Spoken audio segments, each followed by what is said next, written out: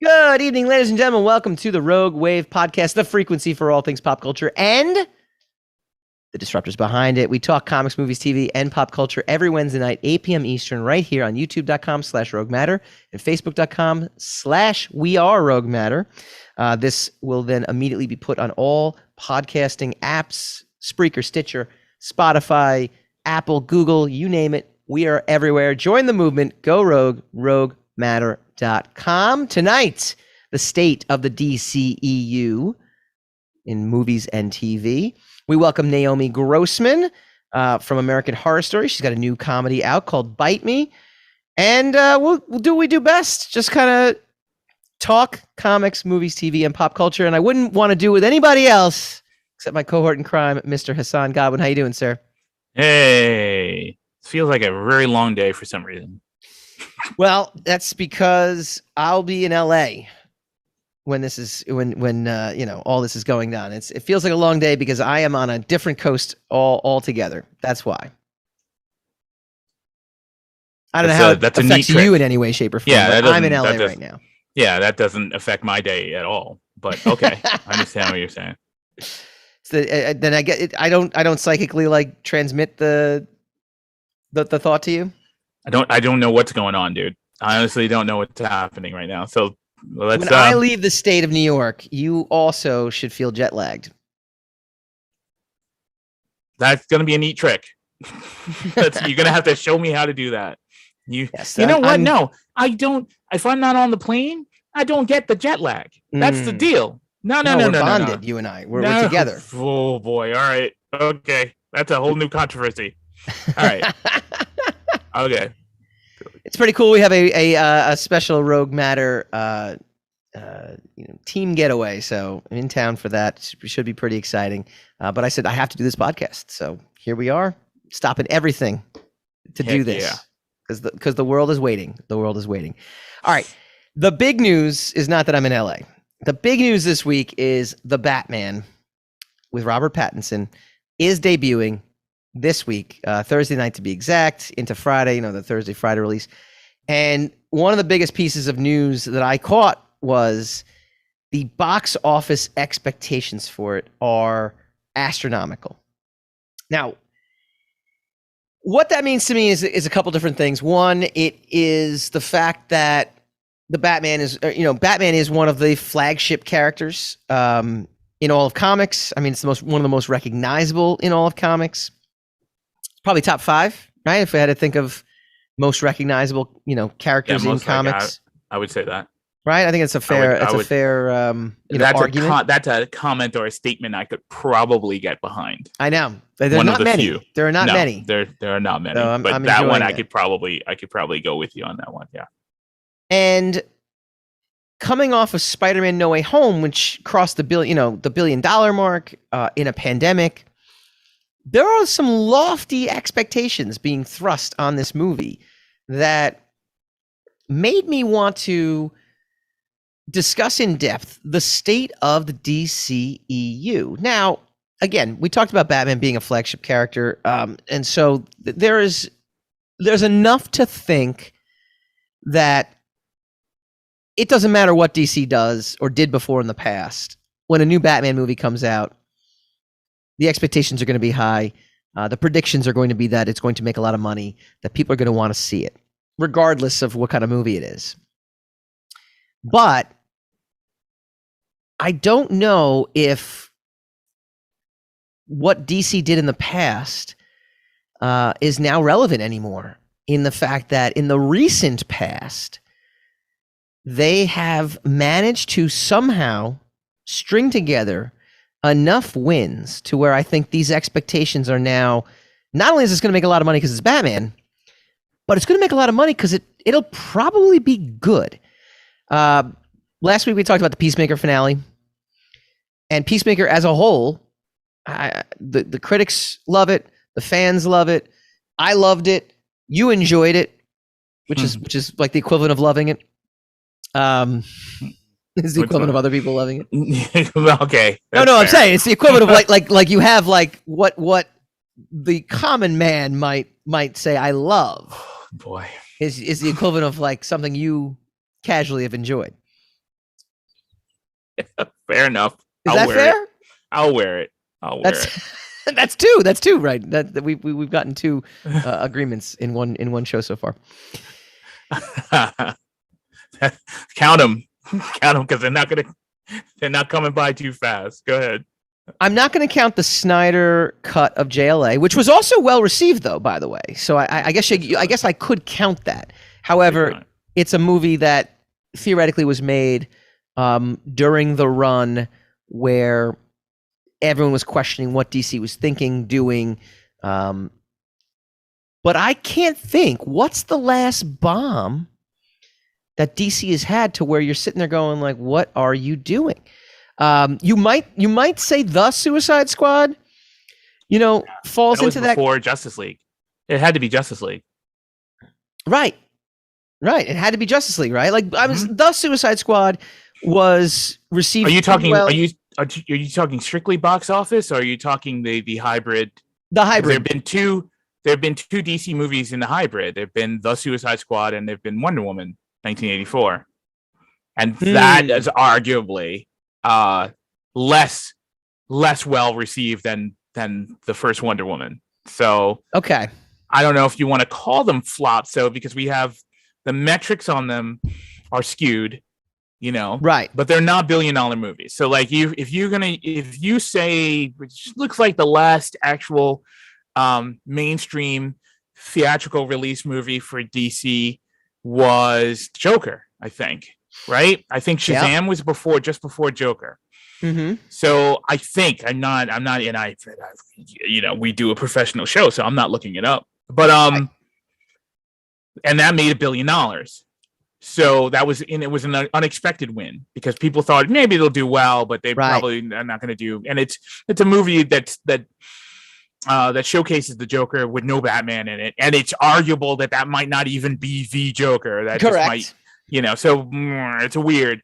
Mm-hmm. But so I would say that the last flop that they had theatrically has to be Justice League. Mm-hmm. But if you're using the hybrids, I think both Wonder Woman and The Suicide Squad perhaps underperformed, but you can't call them flops. No, I can't. I can't call them disasters. I can't call them. No, they were not disasters. Yeah, I can't call them the Justice League version of Justice League to where which actually also made money.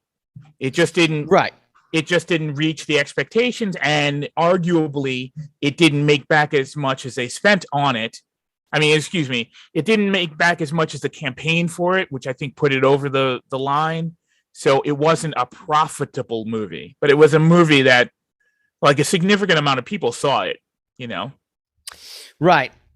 It didn't wither on the vine. It didn't come out. Yeah, I think you're getting what I'm trying to get at, to where you're watching something and it is like the original Suicide Squad fell into this department of like DC can't do it. DC can't get out of their own way. DC can't make a critically praised movie that does extremely well at the box office. There just always seem to be things about DC that I think up until Wonder Woman would be an accurate statement, where they just can't get out of their own way, that they can't compete with Marvel.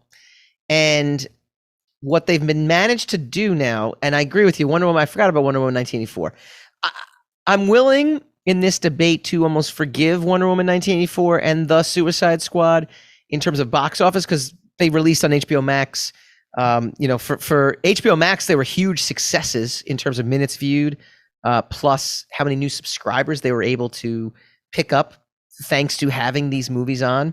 It's kind of the same thing with The Matrix. I know Matrix isn't part of the conversation, but no one quite knows. It didn't do well at the box office, but it was also streaming live on HBO Max. So how do you quantify whether it was successful or not?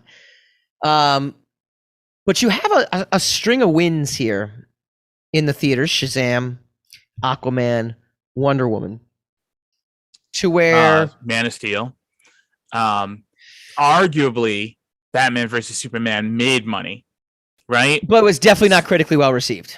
Yeah, but we're talking about box office, right? No, I'm talking about both. I'm talking about Wonder Woman was extremely well received. You're saying Batman was gonna, it has high expectations at the box office because Spider-Man made $1 billion at the box office. So but it's also possible that the expectations are high that it's going to be very good. Like it's going to be. But that doesn't mean. But I mean, even critically acclaimed movie is not necessarily good. So, all right, then I'll sit there and say I'm not going to use the subjective term good. I'm saying again this hybrid of it's going to make a lot of money and it's going to be critically well received. Okay. So that is and I would say Aquaman fits that bill. I think Shazam fits that bill.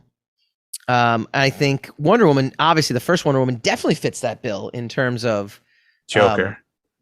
Joker absolutely fits that bill. First Man of Steel.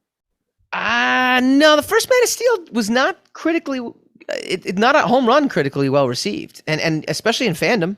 Fandom definitely has mixed reactions to Man of Steel. But even that, I would sit there and say, was the beginning of DC trying to compete with Marvel, right? That was the first attempt at DC trying to compete with Marvel.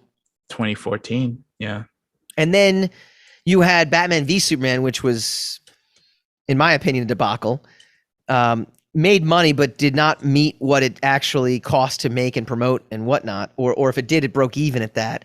And was definitely critically panned, and with good reason. So much so that Ben Affleck didn't want to play Batman again because of that. You had Suicide Squad, which is another movie that, while made money, was not critically well received. And I think could definitely fall in the category of DC can't get out of its own way. Man of Steel got 75% on Rotten Tomatoes. That's not a stinker. It's not great though. Well, we're just talking about pretty. We're talking about well received. We didn't say home run. Don't move the goalpost.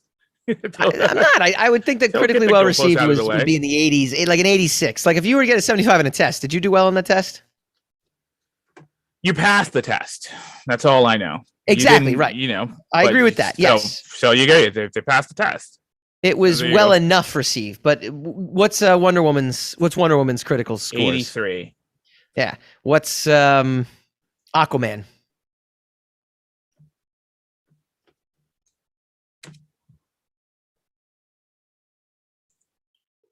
And just from your knowledge of 73. Really? Aquaman is 73? Oh, yup. How about that? Well, it's a different kind of 73, I feel like. What I will say is this. You're arguing in bad faith now. What I will say is this, though. Joker got an 88. So, everything is within 10 points of each other. I will grant you Man of Steel, but I would say that the successive movies after Man of Steel. And critically, the Joker got 68%. So that's even lower. So it's got an 88% audience score and a 68% for the reviews. And that was $1 billion movie. So like I'm saying, would you deem Joker more successful than Man of Steel? No. As a whole? Combining all the factors in? I reverse that. I would say the Joker's probably considered higher. It's higher on the ladder than Man of Steel. I didn't like either one of them, so it doesn't. Right. It doesn't really. I don't know how to gauge it, but yeah, I would say I'm just going by the scores. Yeah. No, I get it. It's totally valid. But what I would say with the Man of Steel thing, just to talk about that, I agree. I don't think people walked out of Man of Steel going like, "Boy, I don't know what DC's doing." I mean, some people might have. But I think it was Batman v Superman. So it had to, because it launched an entire series. Wonder Woman 1984 got 73%. So actually, Man of Steel was higher than Wonder Woman 1984. Oh, well, yeah, it was a better movie than 1984. No question it was a better movie than Wonder Woman 1984. Yeah. Okay. Anyway, it is what it just metric. I like, me, I like the numbers. I like the metrics. No, so we can have something to base the argument off of.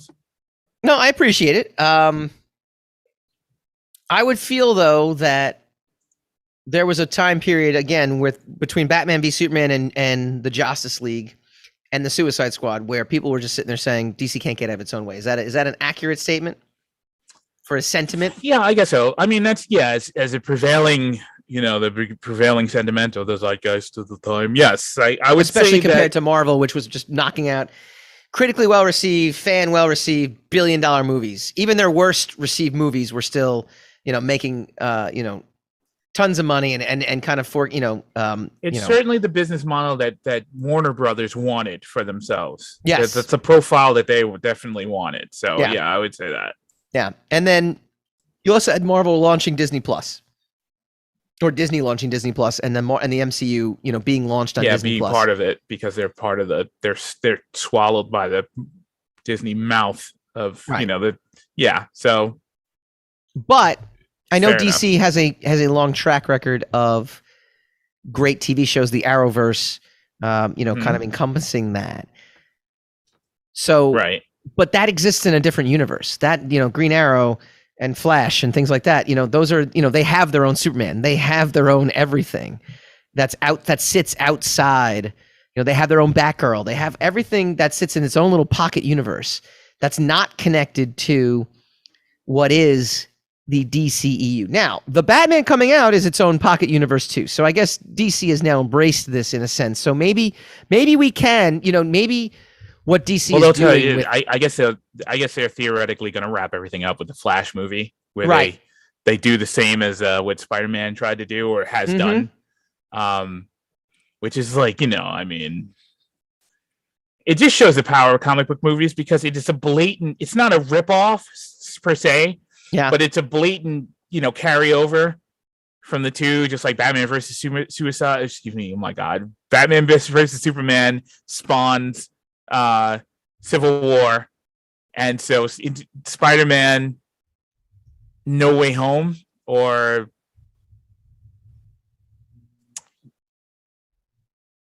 because the first one was Homecoming, the second one was Far From Home, this one was No Way Home. Spider-Man No Way Home, is now spawning the Flash movie. It's just right. It's just, it is what it is. I mean, both Marvel and DC have deep exploits into the multi-universe thing, and I think DC did it best first with the Crisis on Infinite Earths.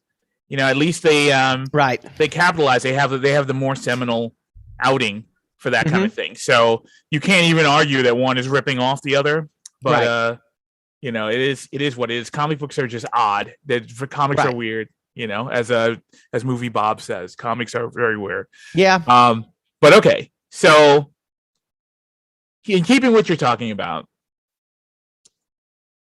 in spite of the numbers, I could get on board with you saying, using the templates of Joker, Shazam, Wonder Woman, the first Wonder Woman, and Aquaman, and those now 4 movies. Wait, and now Peacemaker. Which Peacemaker's not we don't have a box office metric on it, though. No, but we have but it's part of it's part of the streaming now. No, I'm saying that it is the numbers again, though. All right, okay.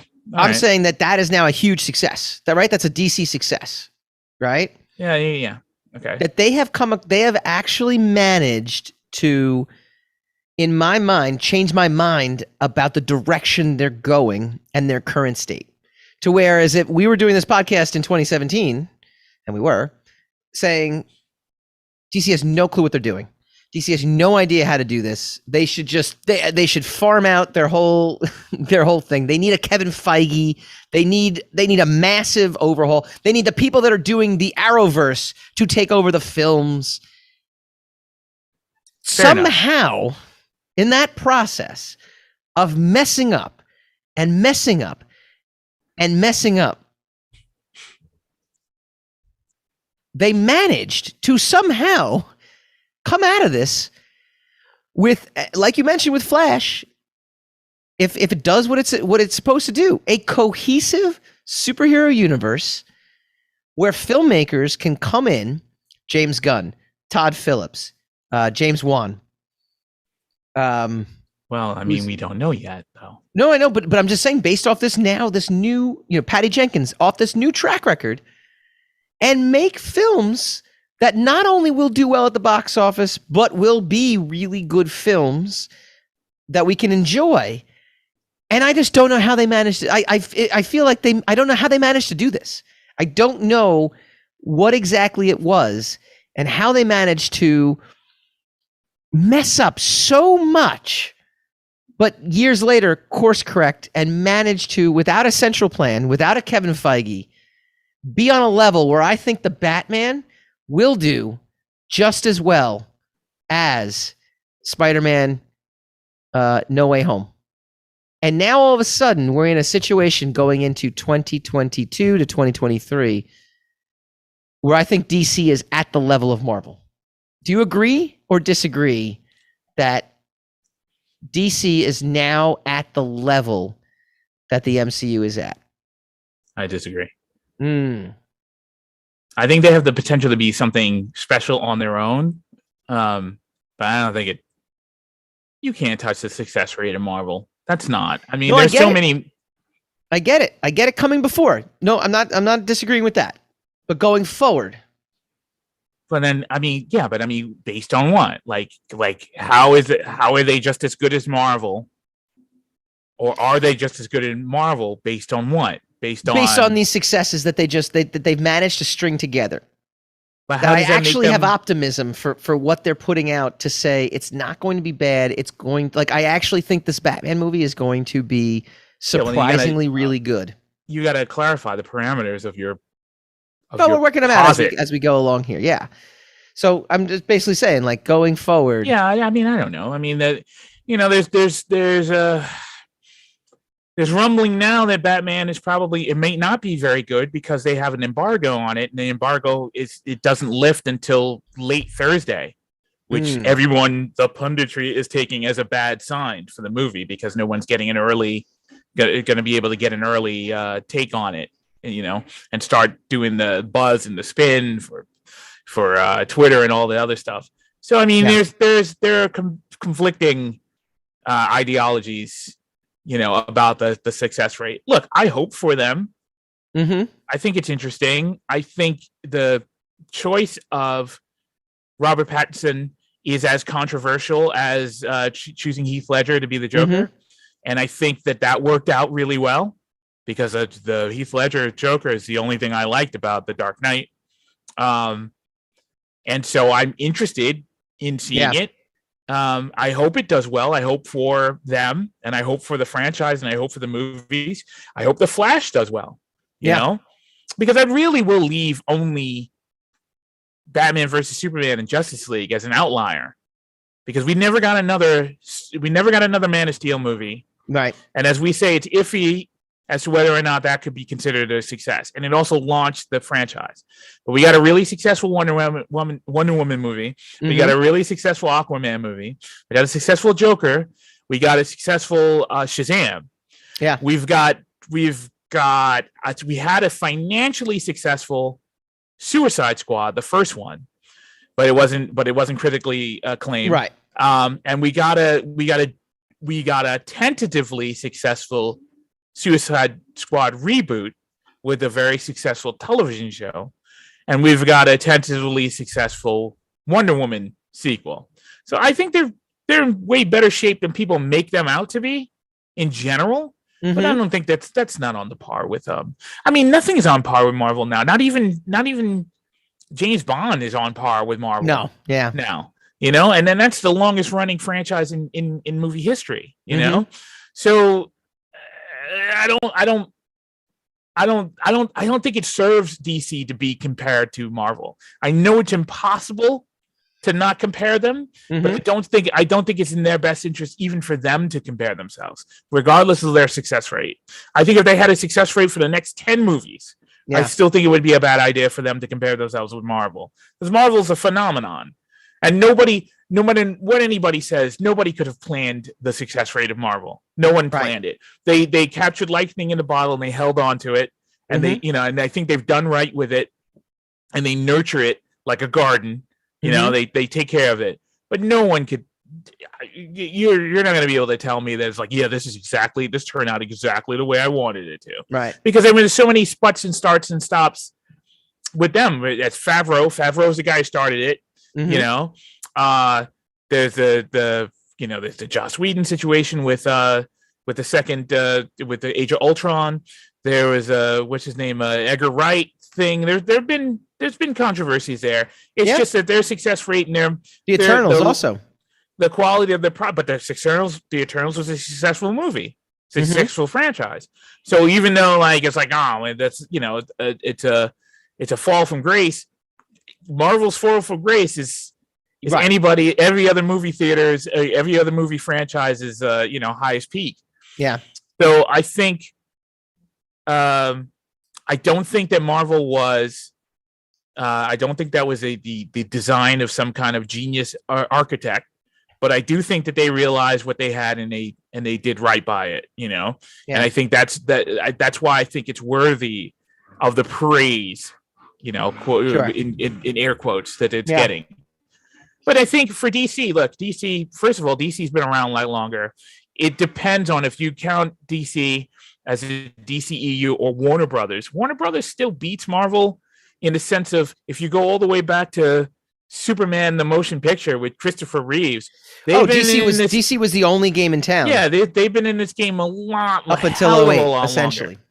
Longer. Yeah, and I mean, like Marvel also cheated. You could count the original Spider-Man movie. So maybe the 2000s is when Marvel. I'm saying Marvel cheated though because they just included the Raimi movies.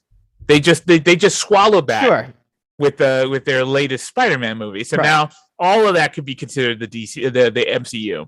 Yeah. So I mean, they did cheat a bit, but so if you want to do that, then DC is a juggernaut that Marvel has yet to topple. If you go all the way back, so look at the Batman movie, the Michael Keaton, which they're you also about Batman to and Robin too, which sunk an entire. Doesn't matter. It doesn't matter. It was it was a successful. It made money. It was critically panned, but they all made money. It killed the franchise, but it made killed money. The brand, yeah. But it doesn't matter. Christopher Nolan came back. If you can count the Nolan movies in the DCEU. Yes, if you want, So I mean, look, I don't think it's. The bottom line is, I don't think it's a good idea for DC, for Warner Brothers to compare themselves to Marvel. I think it's bad on every metric. I think it's bad for them in the success level because they have not been as successful, but they don't necessarily have to be. I think it's bad for them in the success level because they've been more successful. So it actually hurts them to compare themselves to Marvel. So either way you look at it, it's just probably a bad idea. It's like comparing Slayer to Metallica. It's like, they're two different bands with like two tremendously different legacies. Right. It's just, they don't really compete with each other on that level. It's a detriment to both bands to compare them to each other. What do you guys think? Is DC at Marvel's level? Should we even compare the two? Which we can't help because we're fans. That's what we do. But I can help it. I know. You can't help fandom. You can help it. No one can. Yes. Leave us your comments in the comment feed. When we come back, we've got American Horror Story actress Naomi Grossman. She's on to talk about her new film, Bite Me. And also, I asked the biggest question in the world is how she managed to sit through all that prosthetics and makeup when she was on American Horror Story. Oh, boy. It's an interview you don't want to miss coming up next.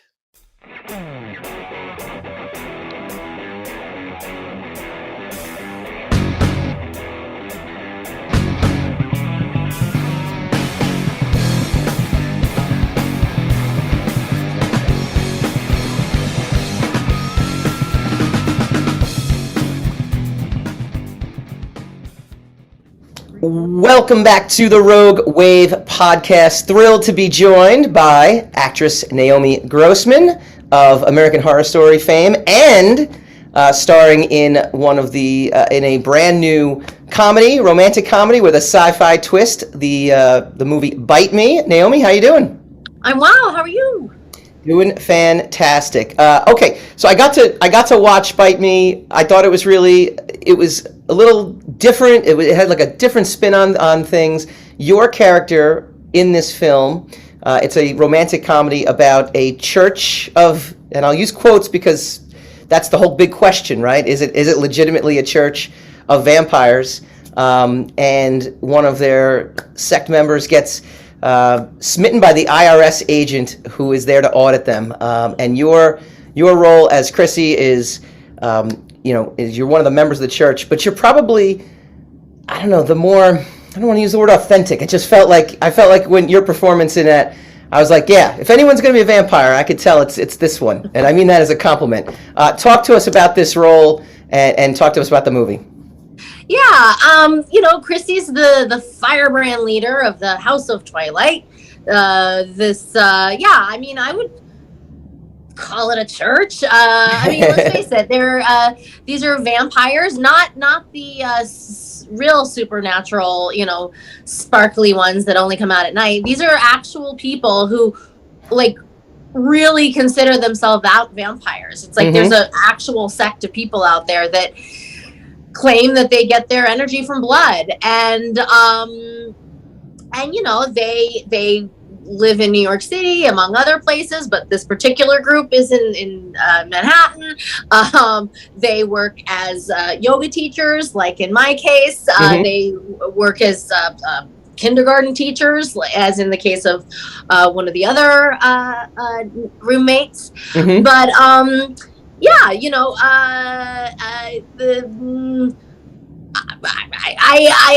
appreciate what you said about being maybe one of the most I don't know. I think she believes in what she does, and she's unapologetic about it.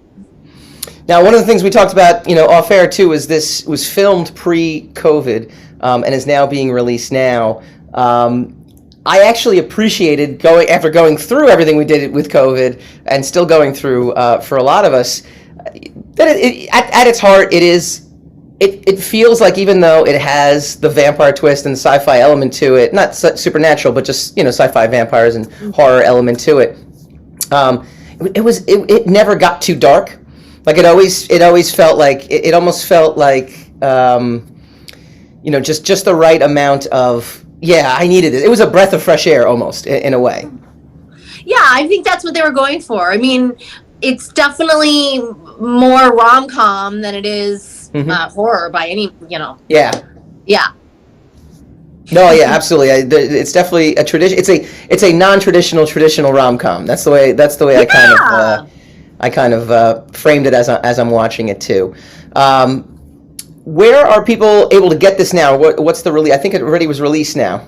Yes, it is everywhere. iTunes, Google Play, Amazon, Apple TV. Yeah, Apple TV. So, yeah, I mean, it's everywhere. It's everywhere. All right. Now, you were best known, I think, for your time with American Horror Story. How did you end up, A, landing that gig, and B, did they tell you up front it was going to be like 18 hours of prosthetics a day to get in your costume? Not at all. No, it wasn't until I was in, hour 17. They were like, oh, by the way, just one more hour. No, I had an audition like any other. They told us nothing. I want to say the breakdown for the character, which is basically like what is released electronically to all the agents and managers and actors, was that they were seeking a 4 to 5 feet tall, possibly malformed, childlike actress. Okay. So this is all we knew. We knew that I was an actress, and that since they were obviously looking for someone petite, I would not be wearing high heels to that audition. Childlike meant maybe, again, no booty shorts, keep the cleavage to a minimum. You know what I mean? Like, so I knew nothing of the role. It wasn't until after I was cast that I had meetings with makeup and kind of could see what they had in mind. And obviously I could tell that it was gonna take a minute. It took 6 hours maybe the first couple times, and then they started to really kind of perfect it. And, by the end, in Asylum, I would say, we had like 2 guys working feverishly, splitting me down the side, in 2, basically working for 2.5 to 3 hours to get it done. By the time Freak Show rolled around, 2 hours later, or 2 years later, rather, now they're like pro. I mean, they were already pros, but, they could do this in their sleep. Sure. So, and, well, they did do it in my sleep. It was 4 a.m. a lot of the times. And I just, kicked back and close my eyes and wake up as Pepper, several hours later. But yeah, by the end, it was like, one and done, 2 hours, one makeup artist. So, they figured it out. What, so one of the things too is, you had to have your head shaved. Yeah. When did they spill that on you? Yeah, that was also after the fact. I think I remember. I'm so fascinated by this. Could you imagine? Hassan would just be like, "It's cool, my head's shaved anyway," but I'd be like, "What? You have to do what now?" Yeah, I remember them asking me in this. My callback was really like a meeting with makeup, in which they took a bunch of photos of me, which they later manipulated to see what I would look like with the makeup on. Mm-hmm. So they had a couple actresses come and do this, and they basically knew any one of us could handle the demands of the role. Yeah. Then it was just a matter of like who would look best with this makeup on, because that same makeup. Yeah. I have it. I have like pieces, that I kept. And if we put it on you, it would look totally different. Like, I don't think it would work. For whatever reason, my face with that makeup made Pepper. So they asked me then, yeah, would you consider shaving your head? And I was like, I don't think I would look very good. But which was a real answer, Yeah, no. Yeah, I don't know. Like, they weren't asking right. It's not like they had the shear in hand. But it wasn't until, after, I think they did initially, we did some bald caps. And then it was just clear, like they take the practical effects very seriously. Like mm-hmm. it occurred to them, I think, to do, bring in some CGI and like shrink my head. But ultimately it's so much cooler if they can do it with the with makeup. And so, the fact that they were able to, build out, make my head look smaller by virtue of building out my body. I had a nice fat suit to do that. and of course I was doing my own, I was helping out a little too with my, crouching down and, I looked much shorter and squatter than I, actually am. But the head shaving obviously helped. They didn't have a bunch of hair to stuff into a bald cap, which actually ultimately makes your head look bigger, which was the opposite effect. So, when they sprung that on me, I was kind of like, at that point, I'm in too deep now. I might as well, right? I was in too deep. I also I knew that this could potentially be a thing. But most importantly, like, I'm an actress first, and like a woman with like a vain woman with hair second, not even second, like fifth, sixth, seventh, you know what I mean? Like my acting has always been like number 1 and 2, 3, 4. So if that's what it takes, that's what I was gonna do. I love it. I love the commitment to it as well. Talk to us about working with Ryan Murphy. He's a prolific creator as they come. He revolutionized, I think, TV and talk to us about the experience. What was it like, and what was it like working with the varying cast and crew? Well, it's really inspiring. He's obviously a genius. I often feel like he sees like things that the naked eye doesn't. Like he'll be in Video Village, like watching the monitors, and he'll be like, "We need more wind," and it's like, more wind, you know what I mean? Like Jessica Lange is earning an Emmy up there, and you're looking at the wind, but like he sees things like any given like costume fitting, they'll do blazer closed, blazer open, blazer rolled up, blazer pushed up, blazer button, blazer, and it's blazer with a brooch. It's like, who cares? Like no one cares. Like who cares if Pepper has her blazer buttoned or closed? But he cares. Like, and that I think is one of the. There's a million things that make it great, but that level of meticulousness that's just how he is, and that is what makes this show that great. He sees things, he cares that much about everything. Yeah. There is nothing slapdash. There is nothing phoned in. We joke like, oh, we'll quick banging out this scene. There's no banging out anything. It all takes time. Pepper's makeup takes 3 hours. Mm-hmm. The lighting takes forever. The camera takes eons. Everything takes time because it's well done. Nobody's just like, phoning it in ever. And that's one of his secrets. I think the other secret is he's surrounded himself with people who are also geniuses. Yeah. And who are, they're like the best in their field. That guy that's pulling the tent to make it look windy, he's the best tent puller there is. and literally, like, everyone is like, Ryan's vision is, it's like they're almost like Ryan whisperers. Like they see it, they get it so clear, and they're all focused on this one vision. You know what I mean? And that it's this like group mind that's all working towards this one thing.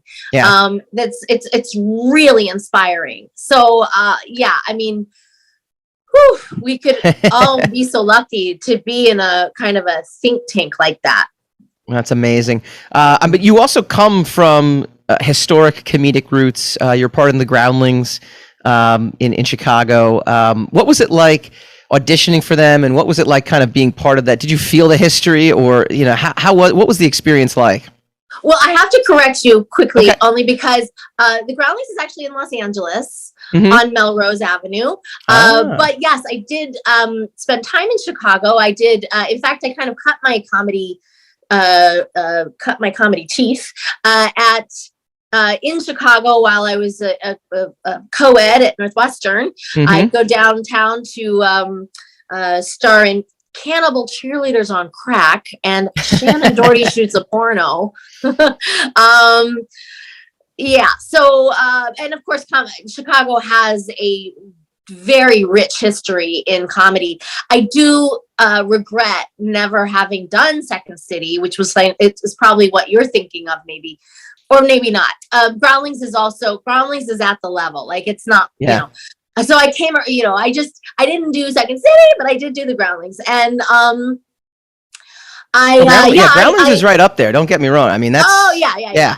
It's the SNL factory. It's, it's where they just crank out the best. Yeah. And yeah, I often say that was like the best of times, worst of times, because it was another kind of think tank sort of situation where I was just, everyone was so funny and and so like so good at what they did, and yet it's almost like we needed each other to excel, because we bring each other up, and yet we kind of needed each other to fail, because if that person's that funny, then shit, like what if I don't look good? You know what I mean? So you're only as strong as your weakest link, so everybody's got to be great, but not too great to outshine you. So it was very competitive, and I mean, it should be a reality show, to be honest, like a Big Brother island situation, because it really is. Let's do it. Like, we got it. We got it right now. Hassan, you can produce. They'll never agree to it. They know that is reality TV gold, and they want nothing to do with it. Wow. But yeah, I mean, the fact is, you're on an island of sorts, and at the end of the day, only a finite number of people, win the $1 million, like become Groundlings. And unfortunately, I did not become one. However, I did get an amazing, comedy education. I also became really, really disheartened and almost quit acting for a year. Wow. But at the same time, like, what doesn't kill you makes you stronger. Like, I think ultimately I never would have gone on this path or be having this conversation with you if I were still down on Melrose doing, 3 to 5 minute sketches. So, that's right. I don't know. I do believe that one door closes, another opens. So, while I could not see that at the time. There was a really long time that felt like, you know, my life was over because I was no longer performing there. Yeah, I can only thank them. Well, you got Ryan Murphy now. I mean, let's right. You know, take that, everybody revenge, else. Right. You have probably one of the most interesting Zoom backgrounds right there. You've got a bunch of cool artwork and posters and things like that. I know for our pod audience, they won't be able to actually hear this, but for our YouTube audience, what do you got back there? Well, so this is a whole room of Pepper fan art. This just happens to be a corner that doesn't also have like my wardrobe and, you know, makeup and desk and accoutrement. So but yeah, this is where I come to kind of just feel good about myself. I remember once having a gentleman caller come in here and saying, wow, what an egomaniac. You've got like literally like 100,000 versions of yourself staring down at you. And I was like, no, sir. Like, first of all, this is going nowhere, by the way. But like, no, this is my art inspired others' art. You know what I mean? Like, this is no different than your trophy room or the antlers on your wall or, you know, your kid's chicken scratch on the refrigerator. Mm-hmm. Like, this is, I did this, you know, so yeah, I think it's okay. I love it. I absolutely love it. I mean, and Hassan and I, obviously we come from a comic book background. We're artists and writers in the comic book field. And I've gotten fan art for my creations. I've gotten fan art for, you know, a bunch of stuff I've done. And it's like, it's awesome. Like, it's an awesome feeling when you, like you said, you've inspired other people. I think it's amazing. So now you've done American Horror Story, the new comedy Bite Me touches on vampires. Is there what genre of film would you want to dabble in next? Would you want to veer into just the regular? I feel like you have too much authenticity and energy to just do something ordinary. I think you need something exciting. What's the one genre you haven't done and I want to see? You know, I don't think about genres so much. I mean, like I said, horror was not on my radar at all until I just like fell down this horror hole and have never really emerged since. But you know, I am into cool characters. So, gosh, I would love to be I'd love to be an Almodovar girl. I don't know if you're familiar with that Spanish filmmaker. I'm not. Oh wow, well check out Tie Me Up, Tie Me Down, Women on the Verge of a Nervous Breakdown. I mean, Penelope Cruz is his newest sort of protege. Gotcha. Although for the most part his women, and believe me, she is beautiful, but most of his women are kind of hot ugly, like, and so I you know, I can clean up, but there's definitely I've got some, I'm unusual looking, and I think I would love to work with him, especially I speak Spanish as well, so that would be, I get awesome. To use one of my special skills. I would love to work with Guillermo del Toro as like one of his creatures. Sure. I would love, you know, there's I'd love to be on like a Orange is the New Black or one of those long running dramedies where it's not only I can use my, you know, comedy chops, but it's also there's some real pathos in there. I think that's my favorite genre, truth be told. Yeah. I'd love to, I mean, there's so many like historical women I'd love to sink my teeth into. You know, I mean, this Ghislaine Maxwell from the Epstein story, like, like I want to know that story, you know. You've just named also, I think a half a dozen new movies that will come out. I'm telling you, and I think you should be producing. What are you doing? What are we thinking here? Yeah, no, I mean, I'd love to really know. And I'm probably the only one at this point, but I'd love to really know and play the Hillary Clinton. Like, there's a story there that we don't entirely know, I think. Yeah. You know, I'd love to play, I don't know, Gilda Radner. You know, she's one of my sort of comedy touchstones. And, you know, not only, again, that's a chance to, you know, play her Rosanna, and all the other like crazy characters she played, but also, you know, poor girl battled cancer, you know, eating disorder. I mean, she had some real drama and in her life, and that's what I'm most about. So it's less about the drama or less about the genre and more about the character itself. No, that's fantastic. Well, tell folks where they can find Bite Me, and tell folks where they can find you online. Sure. Pretty sure it's everywhere. Let's see. Apple TV, iTunes, Google Play. Probably it's Prime. I know it was on Prime. We got it on Prime as well, right? Amazon Prime. How can I forget? And I'm on all the channels. Naomi W. Grossman. I'm awesome. Verified, so you know it's me. Very, very cool. Naomi, it has been an absolute pleasure. I'm so happy to have had you on, and we thank you so much. Thank you so much. When we come back, we will put a bow on tonight's episode.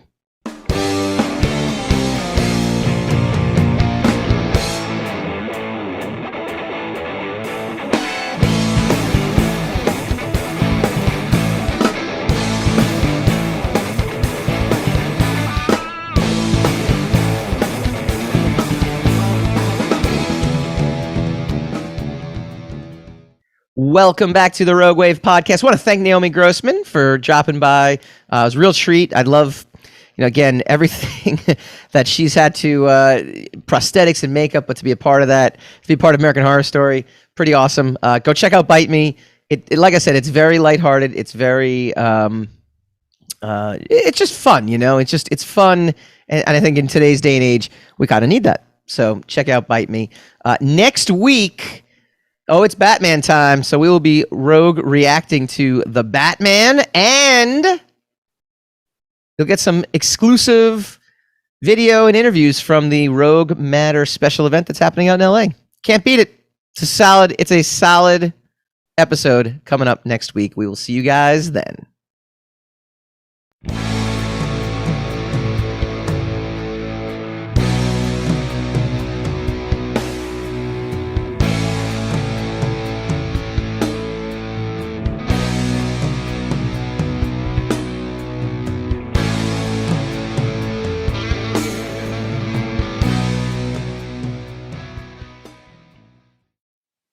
Rogue Wave.